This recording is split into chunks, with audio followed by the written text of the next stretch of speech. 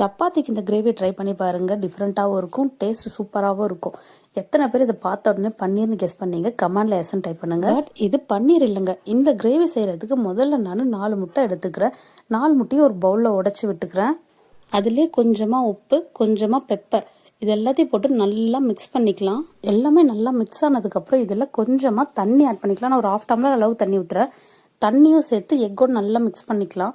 சைடில் வந்து பார்த்தீங்கன்னா ஒரு பாத்திரத்தில் தண்ணி கொதிக்க வச்சுருக்கேன். நீங்கள் இட்லி பாத்திரம் கூட வச்சுக்கலாம். அதில் இந்த எக்கை வச்சுட்டு நம்ம மூடி வச்சிடலாம். இது வந்து வேகிறதுக்கு ஒரு 20 மினிட்ஸ் ஆச்சு. எனக்கு பெரிய வெங்காயம் ஒன்று எடுத்து அதை சின்ன சின்னதாக கட் பண்ணிக்கிறேன்.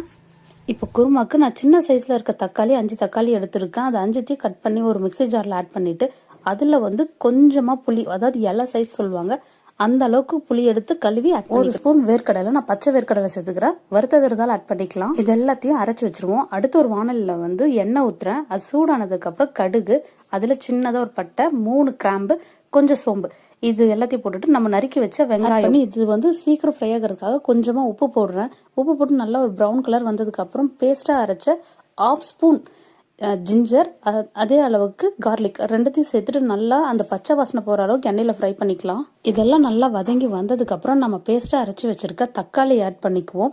தக்காளியோடைய பச்சை வாசனை போகிற அளவுக்கு கொதிக்கிறது கொஞ்சம் தண்ணி இருந்தால் போதும். நான் வந்து இந்த ஜாரை கழுவி அந்த தண்ணியை மட்டும் கொஞ்சமாக இதில் ஆட் பண்ணிக்கிறேன். தண்ணி எல்லாத்தையும் சேர்த்துட்டு ஒரு கொஞ்சம் நேரம் மூடி போட்டு மூடி விடுங்க. சைடில் பார்க்கும்போது நம்மளோட எக்கு ரெடி ஆயிடுச்சு. அதை எடுத்து வெளியில் வச்சிருவோம். கத்தியில் தொட்டு பார்த்தா நல்லா திக்காக இருந்தது.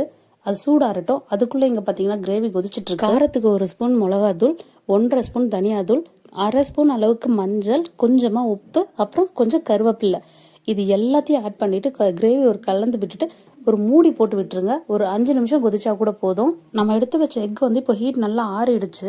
அதை கத்தியில் சின்ன சின்ன பீஸாக கட் பண்ணிட்டு தட்டினீங்கன்னா வந்துடும். சில இது அடியில் ஒட்டிடுச்சு. அதை நான் கத்தியில் லைட்டாக கீறும் போதே வந்துருச்சு. நமக்கு எந்த சைஸில் வேணுமோ அந்த சைஸில் கட் பண்ணிக்கலாம். இதை பார்க்கும்போதே ரொம்ப சாஃப்டாக இருந்தது, பன்னீர் மாதிரியே இருந்தது. நான் சின்ன சின்னதாக கட் பண்ணுறேன். கட் பண்ணிட்டு நம்ம அதுக்குள்ளே கிரேவி வந்து எண்ணெய் பிரிஞ்சு வந்துருச்சு. அதில் நம்ம கட் பண்ணி வச்சிருக்க இந்த எக்கை போட்டுட்டு லாஸ்ட்டாக கொஞ்சம் ஆட் பண்ணிட்டு க்ளோஸ் பண்ணி ஒரு 2 நிமிஷம் வேக வைங்க போதும். அந்த காரம் உள்ளே இறங்கினா போதும்.